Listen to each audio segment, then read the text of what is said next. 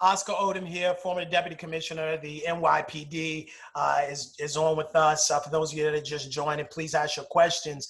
What has it? Okay, there's a lot of people that feel like it's gotten worse. You were directly involved in running what some would say the most powerful police force in the country. Some would say the most, I want to be sensitive here, but the most racist.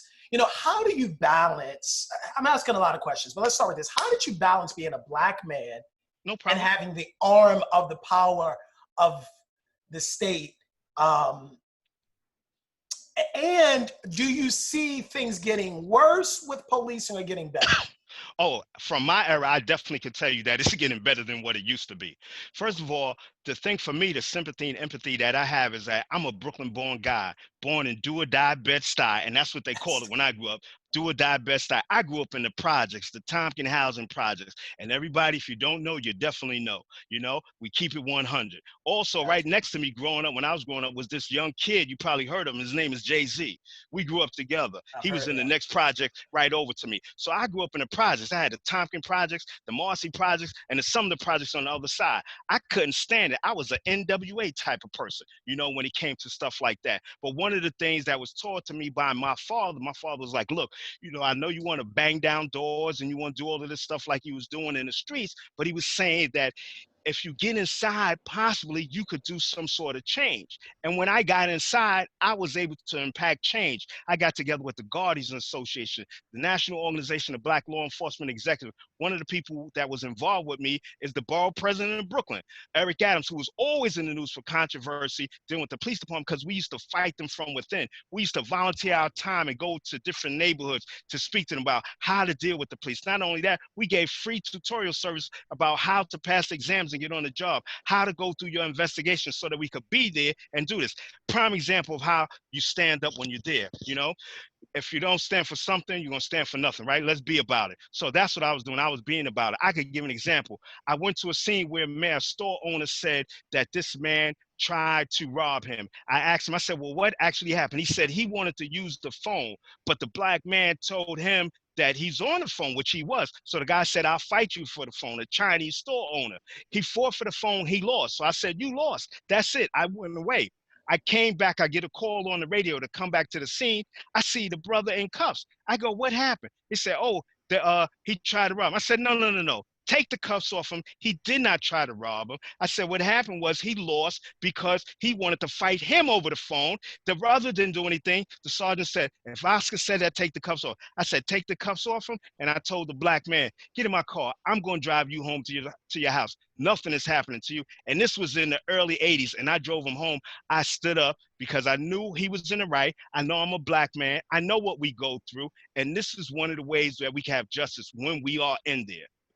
So how do you separate, and a lot of people can't, the difference between systems and personality? So yeah, I've known you now for really about 10 years. You're a wonderful person, a good-natured person. You have definitely been a wonderful just guide and someone that I've even gotten mentorship from.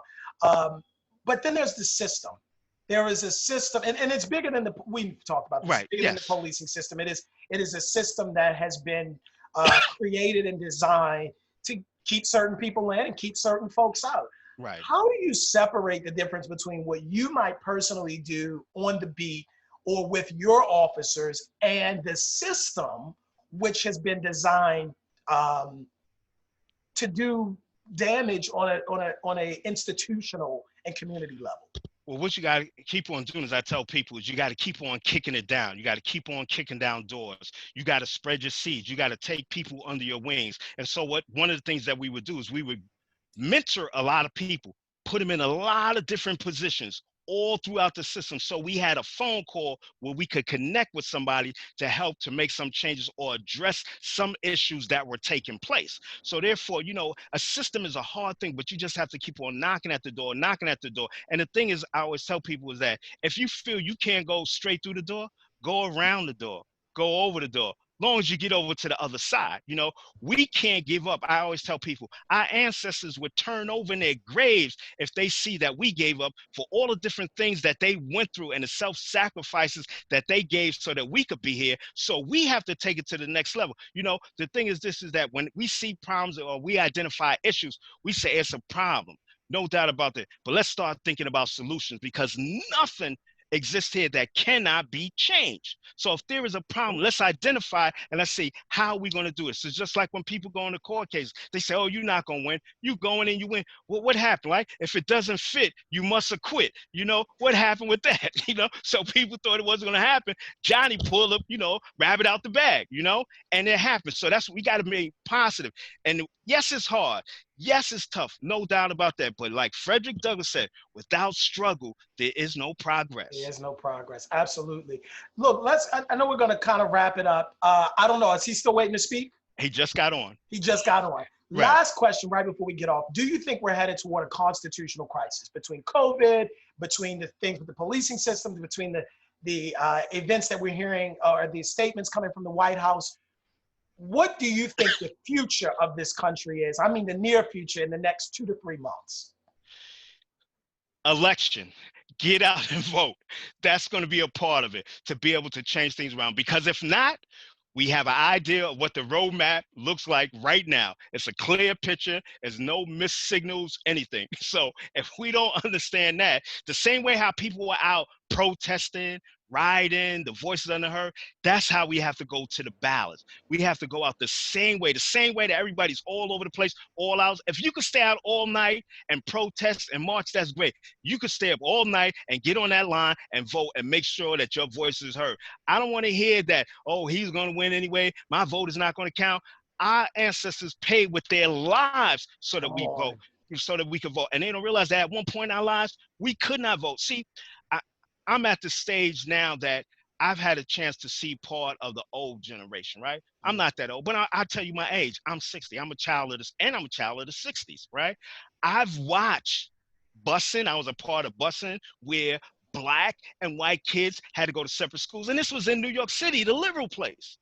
The liberal place. I was part of the first group that started getting bused in New York City. Right? We used to go to school. They threw eggs at our buses. They threw everything, told us to go home. I was like, man, what is this? I was a little kid. And this was New York City, the liberal place. So from that point in time until now, if I could go through that and then see in the southern states people getting lynched. Matter of fact, not even too long ago, when I was in law school, I interned at the Center for Constitutional Rights in Mississippi. I was working on hanging cases. From 1988 to 1993, they found 47 Black males hung in their prison cells. 1988, I didn't say 1888, I'm not that old. 1988 to 1993, 47 Black males found hung in their prison cells. If we give up after that and after slavery, shame on us. There's no way that we should give up. If we could go out there and be passionate about sports, about all these other things, you know, go to the games, jump up and down and do all of that, that's something. It's just like what T.D. Jakes said one time,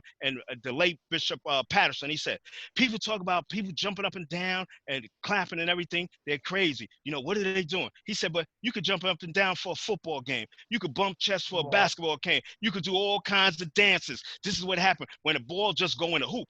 And you can't jump up and down for other things, for your dignity, for your respect, for your race. You can't jump up for that, but you can jump up for a basketball or football. We got to get our priorities in orders. Know from whence you came. That's right. And I thought I heard you say, you know, you were talking about, not quitting, getting back up, persistence, resilience, doggedness, chutzpah, you know, grit. I thought I heard you say come back swinging. I mean, that's what I heard. That's the only way you could do it, come back swinging. Darrell Bennett, that's the only way you could do this. That's what I'm talking about. The champ is here. And that's the story of a person, and that's the story of a people. That's a great way to end it. Oscar, how can people find you? I mean, besides, you know, Fox News and all these other wonderful places that you're on, how can people find you? I'm on LinkedIn also. Got it. You can find me on LinkedIn. Just go right on LinkedIn. You can send me messages. I accept everybody that sends me something on LinkedIn. I'm on Twitter also. You can find me on Twitter. Just find me. You can follow me. I send messages. I respond. I talk. See, one of my models is this. It's nice to be important, but it's more important to be nice. Come You see on. that? You know, it's nice to be important, but But it's more important to be nice. It's more important Absolutely. to be A lot of nice. people miss that. A lot of people Yes. miss that. Yes. And when you said that, you know, I thought about really quickly how the scripture says that the Israelites said that the Lord is good. It's not just that he's great. And that's what we need now. We need people in positions of power to not just be great, not just have great power, because you can have great power but not be good. But I Right. love that point, being nice and being good, because that's what we Yes. need now. Oscar, thank you so Definitely. much for your time. Thanks for having me. We I got to have appreciate you it. back. I mean, this was I quick. I know we appreciate it. wanted to jump off because Obama's Right. doing a message, and that kind of Yes. came up imminently and unexpectedly, but we want to have you back. So thanks for so joining. much. Thanks, Facebook Thank you. Live, and everybody else for joining on. We're going to see you again, Oscar. Thank you very much.